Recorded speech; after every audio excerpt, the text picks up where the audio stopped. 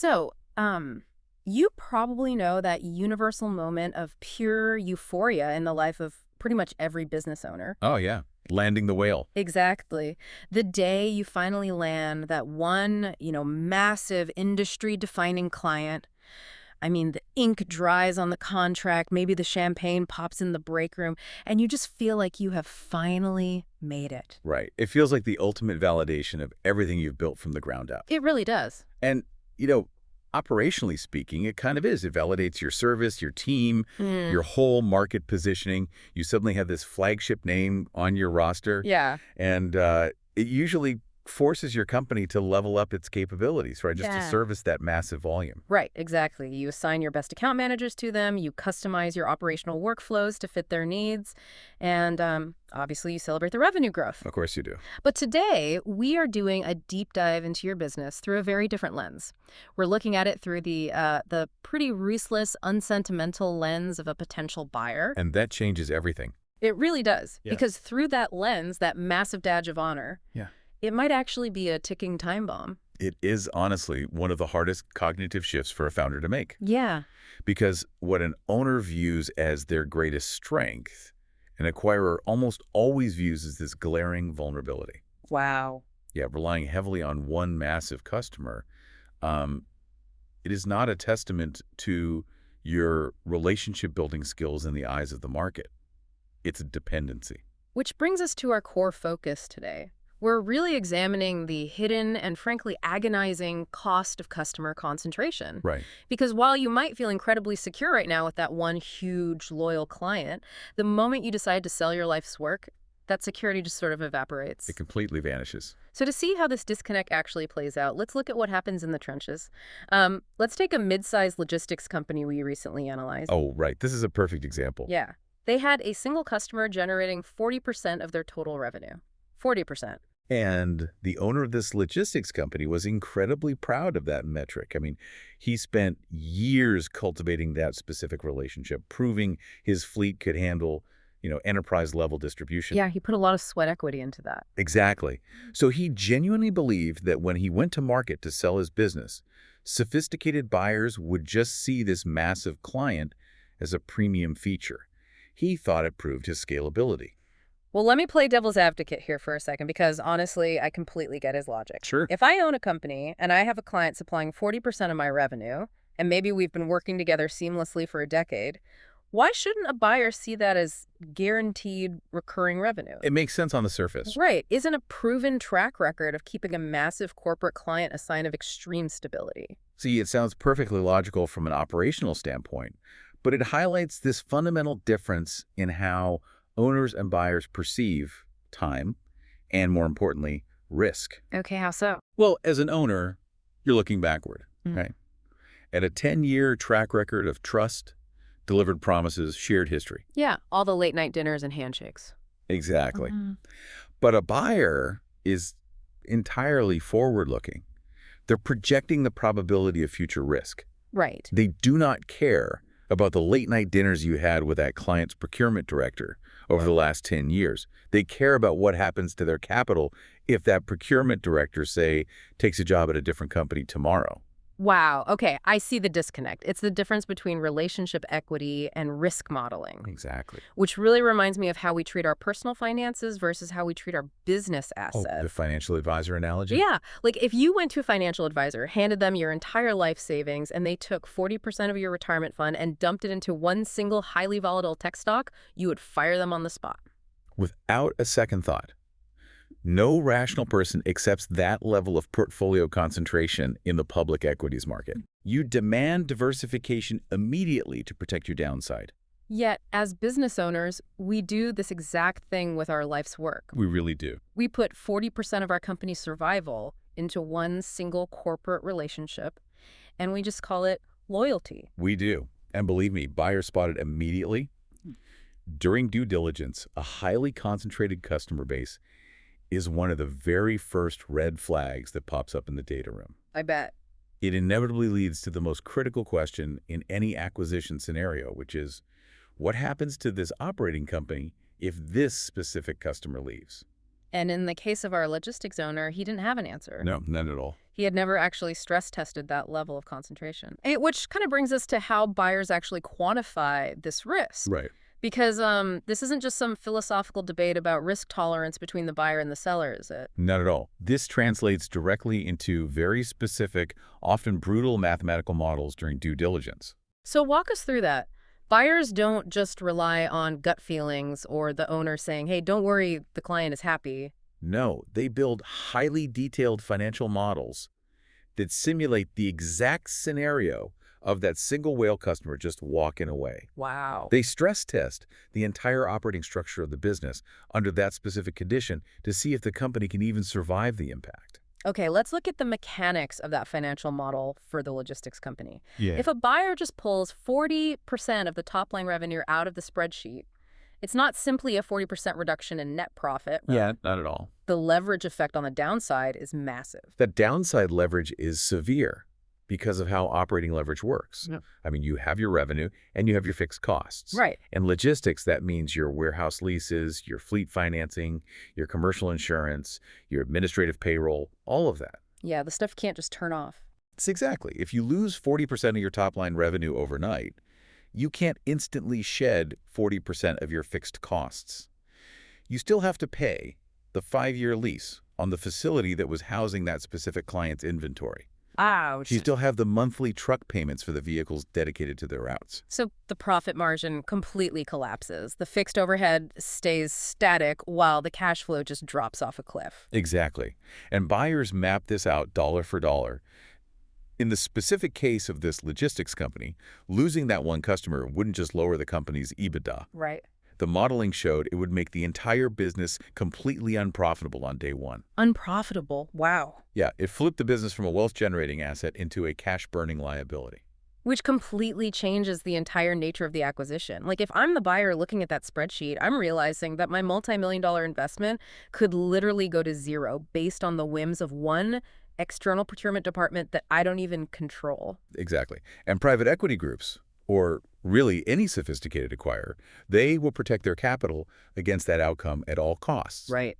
When they see that level of structural exposure, and they note that the seller has no secondary customers of comparable size to cushion the blow, they execute what is effectively a valuation slaughter. I want to pause on the valuation aspect because this is where the abstract concept of risk becomes very real, quantifiable dollars lost for the seller. Oh, absolutely. When we talk about how a business is valued in the M&A market, we're usually talking about a multiple of EBITDA, right?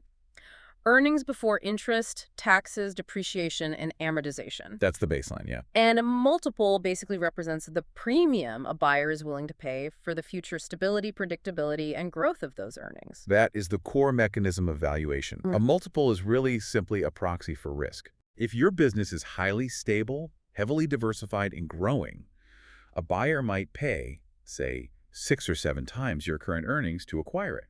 They pay a higher multiple because the risk of those earnings disappearing post-close is very low. But when a buyer sees 40% concentration with a single client, how do they weaponize that multiple during negotiations? They compress the multiple aggressively to account for the risk. They might drop it from a 6 down to a 3. Wow, just cut it in half. But they don't stop there. They also attack the baseline earnings projection itself. In our logistics scenario, the buyer mathematically priced in a 50% probability of losing that massive customer within 2 years of closing the deal. Wait, really? They literally modeled the retention of a 10-year client as a coin flip. A literal coin flip. Yeah. Because from an outsider's perspective, without the founder's personal relationship holding the account together, a 50% retention rate over the transition period was the most statistically defensible assumption they could make. That's brutal. It is. Yeah. And because of that modeled risk, combined with the compressed multiple, they slashed the expected valuation of the company entirely in half. So the owner's expected payout is just cut by 50% right off the bat. Yep. And it is so common for owners to sit across a negotiation table, hear these risk models, and just completely dismiss them, right? All the time. They assume the buyer is just using pessimistic, worst-case scenario math as some aggressive negotiating tactic. Right, because the owner firmly believes their whale client will never leave. Exactly. So, looking back at our logistics case study, what actually happened after the ink dried on the deal? Well, the owner ultimately accepted the reality of the market. He took the deal, swallowing the bitter pill of selling his life's work at that severely discounted 50% valuation. Ouch. And the buyer's rigorous, pessimistic modeling. It proved to be entirely accurate. Less than 2 years after the acquisition, that massive 40% customer actually left. Oh my God, they actually left, despite the decade of operational history and proven capabilities. They went through a corporate restructuring, brought in a new national supply chain director, and moved their entire book of business to a competitor who offered a bundled, multi-state rate. Wow. The operational history and the old relationships meant absolutely nothing to the new management team. It was purely a financial decision on their end. But wait, earlier we established that the buyer's own due diligence model showed that losing the specific client would make the logistics business immediately unprofitable. Right. Did the acquiring company go bankrupt when the client walked? They did not. And this highlights the crucial difference between the seller's mindset and a sophisticated buyer's strategy. Okay, how did they survive? The business survived specifically because the new owner had modeled the risk and priced it into the deal. Because they bought the company at a massive 50% discount, they had the financial runway and the retained capital to absorb the hit. Oh, I see. They bought the company cheaply enough that they could actually afford for the absolute worst-case scenario to happen. Exactly. But they didn't just sit back and wait for the revenue to disappear either. Right. From day one of taking over the operation, they anticipated that the 40% client would eventually leave. They treated it as an inevitability, not just a possibility. Smart. So they immediately diverted resources to aggressively diversify the customer base. They hired new sales staff, went after smaller mid-market accounts. They didn't wait for the single point of failure to break. They engineered a broader, more stable revenue base proactively. So the buyer literally engineered their way out of the crisis. They survived the blast radius of losing the whale. Yep. But the original seller, the one who spent over a decade building the company from the ground up, the one who cultivated that massive account in the first place, he was the one who took the permanent financial hit. He locked in that massive valuation loss forever. Because he went to market with the concentration risk completely intact, he effectively paid the buyer to solve the problem for him. Wow. The 50% discount on the purchase price was the literal cost of his failure to understand his own dependency. That is just a profound tragedy of timing and perspective. It really is. If that owner had looked through the buyer's lens, say, 3 to 5 years before he wanted to exit, he could have completely changed the narrative. If he had intentionally analyzed his revenue distribution, he could have commanded a premium multiple. He could have exited on his own terms with full value. It requires a fundamental shift in strategic focus. You have to stop viewing your business strictly as an operator who celebrates every big contract and start viewing it as an asset manager who relentlessly mitigates risk. Yeah. The logistics owner discovered the true, agonizing cost of customer concentration at the closing table, which is the absolute worst possible moment to learn about how the market values your business. Which really brings this entire conversation directly back to you, the listener. It is time to take a hard, objective look at your own revenue distribution. Definitely. Does your business rely heavily on 1 or 2 massive customers? Are you holding on to a whale and convincing yourself it's a competitive advantage when the M&A market will undoubtedly view it as a critical vulnerability? Because if you are, you simply cannot afford to wait until a buyer's due diligence team uncovers your risk profile and uses it against you in negotiations. Right. You need to identify and quantify it yourself long before you ever sit down at a table to discuss a sale. And this is exactly where the business transition risk diagnostic becomes an essential tool for any owner considering a future exit. And how exactly does this diagnostic evaluate a company's readiness from that buyer's perspective? It systematically evaluates the key pillars of your revenue stability, specifically focusing on your customer concentration, your contract stability, and your overall revenue diversity. Okay. It operates exactly like a sophisticated acquirer's due diligence model. It exposes the hidden dependencies within your client roster and shows you exactly how a buyer will discount your valuation based on those vulnerabilities. So it basically gives you the buyer's playbook before the game even starts. That is incredibly powerful because it buys you the one asset you really cannot negotiate for later, which is time. It gives you the time to restructure your sales goals, time to build out a more resilient client base, and time to protect the millions of dollars in value you've spent years building. Absolutely. You might know exactly how much revenue your top client brings in today, down to the exact dollar. Huh. But do you know exactly how much value they are erasing from your future exit? That's the real question. Visit successionstrength.com or email info@successionstrength.com to measure your concentration risk. Follow the Transfer Ready by Succession Strength podcast.